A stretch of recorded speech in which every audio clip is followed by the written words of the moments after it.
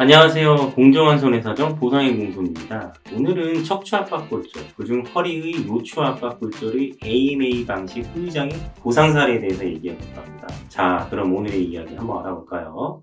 위임자분께서는 넘어지는 사고로 허리를 다치셨고 그로 인해서 심한 허리 통증에 병원을 방문하게 되셨어요. 이분 같은 경우는 넘어져서 허리를 다쳤다고 왔기 때문에 정형외과에서 기본적으로 엑스레이 검사를 하게 되었죠. 보게 되면 이 요추 1번과 요추 3번 가운데 있는 요추 2번이 불규칙하게 골절 현상이 보이고, 그다음 위아래 뼈들에 비해서 이제 심각하게 뭔가 이렇게 뼈가 눌려져 있는 모습이 보이고 있어요. 그래서 의사는 지금 이분께서 이제 척추 압박골절, 요추 2번에 압박골절이 됐다는 걸 인지하시고서 이제 절대적인 침상 안전 치료가 요하다는 내용으로서 이렇게 복대 착용하고 보호대 착용하고 입원 지시를 했고 치료가 이행이 되었죠.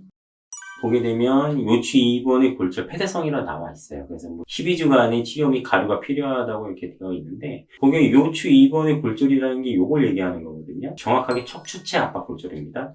근데 보게 되면 뒤쪽에 이렇게 가시처럼 연결되어 있는 불규칙한 어떤 모습들이 보여요. 척추에 연결되어 있는 돌기들입니다. 이제 극돌기, 횡돌기 이렇게 얘기하는데요. 보게 되면 이쪽의 뼈들도 많이 이제 골절이 되고 다치게 되는데, 개인보험 이제 AMA 평가에서는 실질적으로 신체적 장애만 평가를 하고 영구적 장애가 인정이 돼야 되기 때문에 이쪽 뒤에 있는 돌기나 행동일기가 골절된 경우에는 보험 약관에 적용되는 척추체 변형장애에 해당 사항이 없다고 보시면 돼요. 그렇기 때문에 진단서에 보통 보게 되면은 이렇게 요추 2번의 골절, 요추 1번의 골절, 흉추 11번의 골절, 부위 폐쇄성 골절 이렇게 돼 있을 경우 척추 몸통이 골절되고 압박 골절인지에 대해서 주치의한테 꼭 물어보시고 얼마나 이게 눌려져 있는 건지 압박률에 대해서도 한번 좀 꼭 확인해 보시는 게 중요합니다. 돌기 골절 같은 경우는 보상 처리에 적용되는 사안이 없기 때문에 개인보험에서, 그래서 단순하게 몇 번 부위에 골절 폐쇄성 됐다고 해서 모두 적용되는 게 아니라 어느 부위에 어떻게 골절됐는지 우리 당사자분께서 꼭 인지하고 계셔야 된다는 걸 말씀드리는 거고요. 다음은 검사 기록실을 보게 되면 다른 내용들은 특별히 볼 거 없고요. MRI 검사에서 급성적으로 요추 2번에 이제 압박 골절이 발생했다는 내용이 나와 있습니다. 다음은 아까 앞쪽에서 엑스레이 검사를 처음에 이제 받았기 때문에 엑스레이 검사에서는 요추 2번이 정확하게 골절된 모습과 주저앉은 모습을 확인을 했지만, 그 척추체가 골절돼서 주변에 있는 척추 인대들이 손상이 있는지, 그로 인해서 요추 2번의 불안정성 때문에 후미에 있는 척수신경을 건든다던가 어떤 신경학적 재반 증상의 후유증, 후발적인 어떤 다른 큰 문제가 발생할 수 있는지에 대해서 꼭 확인을 해야 되거든요. 그래서 이제 MRI 검사를 하면 연부 조직인 척추인대들과 그 다음에 이제 척수신경을 보고 이분께서 어떤 불안정 골절, 하열 골절이라든가 방출성 골절이 발생해서 신경을 건들 수 있다는 판단이 쓴다고 하면 여기에 이제 핀을 고정을 하고 유압수를 진행을 하기도 하는데, 이분 같은 경우는 거기에 해당이 되지는 않았고요. 안정성 골절이기 때문에 보존적 치료만 이행이 되었죠. MRI를 찍는 또 이유 중에 하나가 이분께서는 이제 요추 2번 압박 골절이 되셨지만 엑스레이상에서는 이 판단이 안 쓰는 게 뼈의 모양이 상해서 골절된 건 인지는 했지만 그 골절이 이제 근래에 생긴 건지 과거에부터 있었던 진구성 골절인지에 대해서 판단을 할 수가 없어요. 그렇기 때문에 MRI 찍게 되면 T1 검사 영상 외에 증강 조형적인 어떤 MRI 검사를 찍게 되면 이 수상 부위, 골절 부위가 이렇게 흰색으로 더 돌출돼서 보이게 되거든요. 이 부위를 보고서 검사에서 나타난다면 이 부분은 이제 그런 어떤 정도에 따라서 이게 근래에 생긴 건지 급성인지 이런 거를 알 수 있고요. 이분께서는 아까 판독지에서 보여줬지만 급성 골절이었고, 지금 검사 내용에서도 명확하게 급성 척추 압박 골절, 요추 2번 압박 골절에 대한 진단이 가능한 검사 내용이 이제 적용이 되었죠. 요추 2번 그 골절된 부위를 수평면 가로로 이렇게 잘라서 보여준 모습이에요. 보게 되면 여기가 이제 요추 2번 척추 몸통이 되고, 이제 여기가 돌기, 아까 말씀드린 돌기들이 되는데 여기 가운데 있는 게 이제 척수신경이 되겠고요.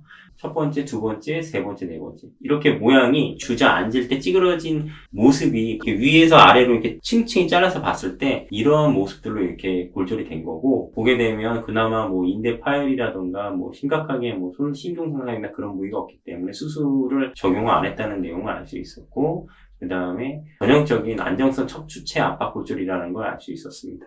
이제 개인보험에서는 AMA 평가 방식에는 후유장애 보상이 이행되기 때문에 신체적 훼손 상태인 후유장애만 갖고 약관에서 규정된 범위에 부합되면 보험금을 지급하게끔 되어 있죠. 교통사고나 이제 배상책임사고나 뭐 다른 불법행위에 대한 책임은 배상의학적인 부분이라서 노동능력 상실률을 평가하지만 이 AMA 개인보험에서 이제 보험 계약상 지급책임이 발생하는 후유장애 같은 경우는 신체적인 문제만 갖고 적용을 합니다. 그래서 척추체 같은 경우는 대부분 일반적인 사람들이 26개의 뼈로 이루어져 있고 허리뼈 같은 경우는 요추 5개로 이루어져 있는데 26개의 뼈가 하나의 기둥을 이룬 거를 척추라고 하거든요. 근데 그 척추의 기둥이 중간에 이렇게 뼈 하나가 이렇게 주저앉으면서 정해진 틀이 무너지게 되면 정해진 생리적 곡선이 망곡이 깨지게 돼 있어요. 그렇게 되면 보시다시피 중간에 눌려져 있는 척추가 얼마나 눌려져서 변형 각도가 발생했는가. 대부분 척추압박골절 같은 경우는 후만각 변형이 많이 생기고요. 지금 보험회사에서 얘기하는 거는 콥스각 변형 각도에 의한 보상을 적용하는 게 지금 현 실무에서 많이 이제 적용되는 사례인데, 보게 되면 수상부위 척추에 눌려진 정도의 크기와 정상적인 척추, 위아래의 척추체의 크기를 비교해서 수상부위, 다친 망가진 척추의 그 압박률을 측정을 하고, 그 다음에 그 위에 수상부위 척추 위쪽과 아래쪽에 있는 척추를 비교해서 각도를 측정을 하는데요. 원래는 기존에 이 부분에 대해서 뭐 콥스각을 적용한다, 안 한다의 내용은 없었어요. 하지만 척추체 변형 각도에 대한 후유장애 보상 문제가 굉장히 이제 논란이 많이 되고 의사마다 측정하는 기준이 다 다르다 보니까 보험사에서는 근래에 콥스각 측정 방식으로 통일해서 적용하려고 노력을 하고 있고, 기존의 이 측정 방식은 평가하는 의사의 마음이었지만 지금 뭐 분쟁이 많아지고 그렇다 보니까 대부분 의사들도 이제 이 부분에 있어서 콥스각으로 평가를 하려고 하죠. 이제 국수각으로 측정하게 되면 당연히 변형 각도가 크거나 이제 뭐 여러 가지 쟁점 사항이 발생을 하지만, 콥스각으로 하게 되면 이제 보험사에서 요구하는 조건에 우선 첫 번째로 부합을 해주는 거니까 논란의 여지는 조금 줄어들죠. 하지만 보험사에서 콥스각으로 적용을 했다 그래서 또 그대로 인정하는 게 아니고, 또 자기네들이 자문받아온 내용에서 또 변수가 발생하기 때문에 척추체 변형 후유장애 보상 문제는 항상 분쟁이 따릅니다. 보험사에서 쉽게 후유장애 보험금을 지급하는 그런 사안은 아니에요.